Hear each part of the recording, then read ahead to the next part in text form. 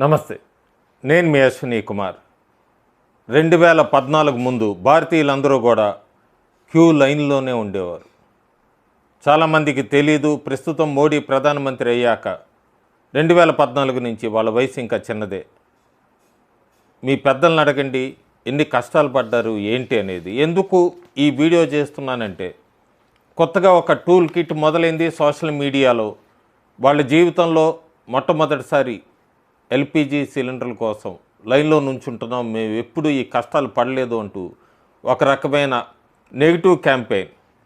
మీ పెద్దలను అడగండి, తెలుస్తుంది ఏం జరిగింది ఏంటి, ప్రస్తుతం 2014 తర్వాత ఎలా ఉంది.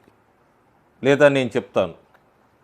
కాంగ్రెస్ కాలంలో ఫాబియన్ సోషలిజం అని చెప్పి నడిపిన ఈ క్రోనీ క్యాపిటలిజం కింద వాళ్ళు ఏం చేశారు, ఏం అనుభవించారు. శతాబ్దం పాటు భారత పౌరుడి జీవితం ప్రభుత్వం క్యూలో నిలబడి బతికేందుకు అవసరమైన ప్రాథమిక వస్తువులు అడగటంతోనే గడిచిపోయింది. అప్పట్లో జీవితం అంటే క్యూలో నిలబడటం, ప్రాథమిక అవసరాల కోసం ప్రభుత్వాన్ని వేడుకుంటాం.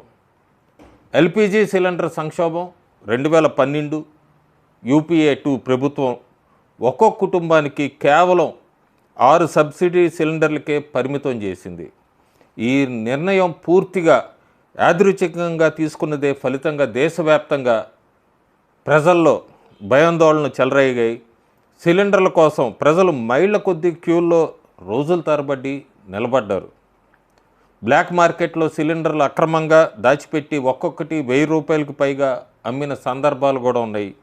ఈ సంక్షోభం సాధారణ కుటుంబాల జీవనాన్ని తీవ్రంగా దెబ్బతీసింది. ఎందుకంటే వంటకి అవసరమైన గ్యాస్ అందుబాటులో లేకపోవటం వల్ల వాళ్ళు నిరంతర జీవితంలో ఎన్నో ఇబ్బందులు ఎదుర్కొన్నారు. కొద్దిగా వెనక్కి వెళ్తే 1970 నుంచి 80లో బజాజ్ చేతక్ వెయిట్ లిస్ట్, ఈ లైసెన్స్ రాజు ఉత్పత్తులు పరిమితుల కారణంగా తండ్రులు తల్లిదండ్రులు కొడుకు పుట్టిన వెంటనే స్కూటర్ బుకింగ్ చేసుకునేవారు ఆ రోజుల్లో. ఎందుకంటే డెలివరీకే దాదాపు 10 సంవత్సరాలు పట్టేది. ఒక సాధారణ 2 చక్రాల వాహనం అప్పట్లో అత్యంత విలాసమైన వస్తువుగా భావించబడేది. దాన్ని పొందటానికి ప్రభుత్వ ఆధారిత ఏకాధికార సంస్థని వేడుకోవాల్సి వచ్చేది తండ్రులు. ల్యాండ్లైన్ టెలిఫోన్ సంక్షోభం 1980లో ఒక సాధారణ ఎంటీఎన్ఎల్ లేదా బిఎస్ఎన్ఎల్ ఫోన్ కనెక్షన్ పొందటానికి ప్రజలు ప్రభుత్వం వెయిట్ లిస్టులో 5 నుండి 8 సంవత్సరాలు వేచి ఉండాల్సి వచ్చేది. ఇంట్లో డైల్ టోన్ రావాలంటే స్థానిక ఎంపీ ఇచ్చే ప్రత్యేక కోటా సిఫార్సు లేఖతో పాటు భారీ లంచాలు కూడా ఇవ్వాల్సి వచ్చేది ఈ బిఎస్ఎన్ఎల్ ఎంటీఎన్ఎల్ కనెక్షన్స్ కోసం. ఇది ఆ కాలంలో ప్రజలు ఎలాంటి పరిస్థితిని ఎదుర్కొన్నారో స్పష్టంగా చూపించేది. ఒక సాధారణ ఫోన్ కనెక్షన్ కూడా విలాసంలాగా మారిపోయిన కాలం అది. 70 నుంచి 82 దాకా చూస్తే సిమెంట్ కంట్రోల్ ఆర్డర్. అప్పట్లో మీరు మీ ఇంటి పైకప్పు సరిచేయటానికి సిమెంట్ కావాలని కొనాలని అనుకున్న సులభంగా కొనలేకపోయేవారు. ఉత్పత్తి పంపిణీ అన్నీ ప్రభుత్వ నియంత్రణలోనే ఉండేవి. సిమెంట్ కోసం ప్రజలు వారాల తరబడి ప్రభుత్వ కార్యాలయాల ముందు క్యూల్లో నిలబడి నిర్మాణ అనుమతుల కోసం వేడుకోవాల్సి వచ్చేది. ఈ పరిస్థితి భారీ అవినీతికి కూడా దారితీసింది. ఇది ఆ కాలంలో ప్రజలు ఎదుర్కొన్న ఇబ్బందులను కూడా స్పష్టంగా చూపిస్తోంది. ఒక సాధారణ నిర్మాణ సామాగ్రి కూడా ప్రభుత్వ అనుమతి లేకుండా అందుబాటులోకి లేకపోవటం. ఇంకా ఫిష్ టు మౌత్ గోధుమ సంక్షోభం ఎవరు మర్చిపోలేరు. 1965 నుంచి 67 నెహ్రూ కాలంలో వ్యవసాయ వైఫల్యాల కారణంగా భారతదేశం అమెరికా నుంచి దిగుమతి చేసుకున్న నాసిరకం PL 480 గోధుమలపై ఆధారపడాల్సి వచ్చేది. దేశవ్యాప్తంగా ఆకలి మరణం జరగకుండా అడ్డుకోవటమే లక్ష్యంగా ఆహార కొరత కూడా అంత తీవ్రంగా ఉండేది. సాక్షాత్తు ప్రధానమంత్రి భారతదేశ ప్రజల్ని ప్రతి సోమవారం ఒక భోజనం మానేయమని వేడుకోవాల్సి వచ్చింది. 1965 నుంచి 67 నెహ్రూ కాలంలో ప్రజలు ఎదుర్కొన్న ఇబ్బందులు ఏంటో తీవ్రంగా స్పష్టంగా చూపిస్తోంది ఈ గోధుమ సంక్షేమం.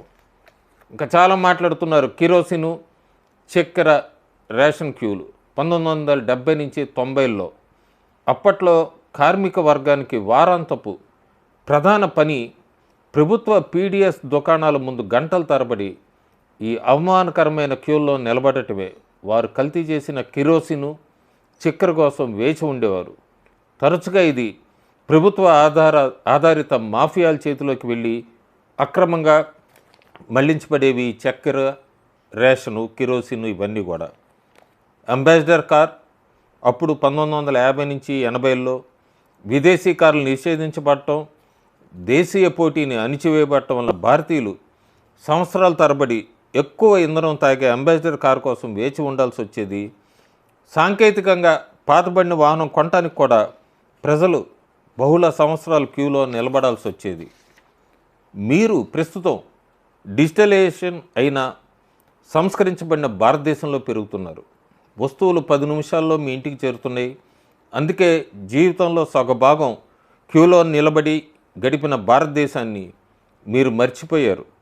ఆ కాలంలో ప్రజలు ఎదుర్కొన్న ఇబ్బందులు, ప్రభుత్వ నియంత్రణ, అవినీతి మరియు నేటి భారతదేశంలో ఉన్న వ్యత్యాసాన్ని స్పష్టంగా చూపిస్తోంది. మా కాలంలో జీవితం చాలా కష్టంగా ఉండేది. రేషన్ కోసం గంటల తరబడి క్యూల్లో నిలబడాల్సి వచ్చేది. పంజాబ్లో ఉగ్రవాదం, కాశ్మీర్లో అల్లర్లు, బాంబు పేలుళ్ళు, ముంబై దాడులు ఇవన్నీ మా కళ్ళ ముందే జరిగాయి. అప్పట్లో సాధారణ పనులు కూడా చాలా కష్టమయ్యేవి. చెల్లింపులు చేయటం, రైల్వే టికెట్లు బుక్ చేయటం, గ్యాస్ కనెక్షన్ లేదా రీఫిల్ పొందటం, లాంగ్ డిస్టెన్స్ ఫోన్ కాల్స్ చేయాలన్నా, కార్లు లేదా 2 చక్రాల వాహనాలు కొనాలన్నా ఇవన్నీ కూడా అప్పుడు పెద్ద సవాళ్లే. ఇది మీ తప్పు కాదు. మీరు 2014 తర్వాత భారతదేశంలో పెరిగారు. వస్తువులు 10 నిమిషాల్లోనే మీ ఇంటికి చేరే కాలంలో మీరు జీవిస్తున్నారు. మా కాలంలో జీవితం సగభాగం క్యూల్లో నిలబడి గడిపిన భారతదేశం మేము చూసాము. ఆ మార్పు ఎంత గొప్పదో ప్రత్యక్షంగా అనుభవించిన వాళ్ళకే పూర్తిగా అర్థమవుతుంది. రాజకీయ పార్టీలు, సోషల్ మీడియా టీములతో ఎక్కువగా యువకులు యూతే ఉంటారు. మోడీ ప్రధానమంత్రి అయ్యే సమయానికి వాళ్ళు పిల్లలే అయి ఉండాలి. ఆ ముందు కాలం గురించి వాళ్ళు ఏమీ గుర్తు ఉండదు, గుర్తుంచుకొని కూడా ఉండరు. 80, 90ల్లో, 2000లో జరిగిన ప్రధాన సంఘటనల గురించి ఎంత అవగాహన ఉందో అనిపిస్తుంది. వాళ్ళు పెట్టే ట్వీట్స్ చూసినా కూడా, సోషల్ మీడియా క్యాంపెయిన్స్ చూసినా, చదివినా చెప్పినా ఆ కాలాన్ని ప్రత్యక్షంగా చూసి అనుభవించిన అనుభవాన్ని అది భర్తీ చేయలేరు కూడా ప్రస్తుతం ఉన్న యువత. రేషన్ క్యూలు, నేను చెప్పినట్టుగా పంజాబ్ ఉగ్రవాదం, వస్తువుల కొరత, కాశ్మీర్ అల్లర్లు, భారత్లో బాంబు పేలుళ్ళు, సామాజిక అల్లర్లు, ముంబై దాడులు, 26/11 ఇంకా ఎన్నో సంఘటనలు.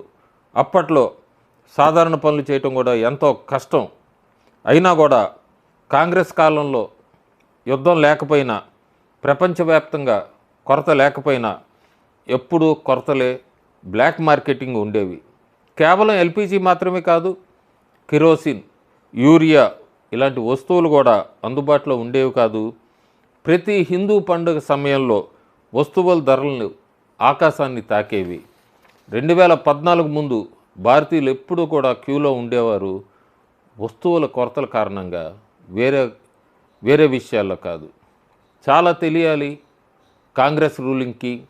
ప్రస్తుతం ట్రాన్స్ఫర్మేషన్ భారతదేశం 2014లో తర్వాత ఓ చిన్న ఉదాహరణ చెప్పచ్చు. ప్రస్తుతానికి డీజిలు, పెట్రోల్ ఇవన్నీ మాట్లాడుతున్నారు.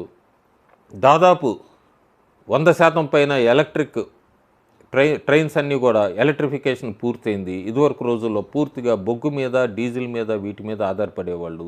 ఇలాంటి క్లిష్ట సమయంలో ఎంత ఆదా చేసింది భారతదేశ ప్రభుత్వం అనేది కూడా వాళ్ళు తెలుసుకోవాల్సిన అవసరం ఎంతైనా ఉంది. మీ తల్లిదండ్రులు మీరు అడగరు, వాళ్ళు చెప్పే సమయం కూడా లేదు. వాళ్ళు జీవితాన్ని, సగం జీవితం లైన్లో నిలబడి వాళ్ళ జీవితాన్ని వెలబుచ్చేశారు. ప్రస్తుతం అంతా కూడా ఇప్పుడు ఈ మోడీ ప్రభుత్వాన్ని చూస్తున్నారు, కొద్దిగా తేరుకుంటున్నారు. ఇవన్నీ కూడా యూత్కి తెలియాల్సిన ఫ్యాక్ట్స్. Thank you.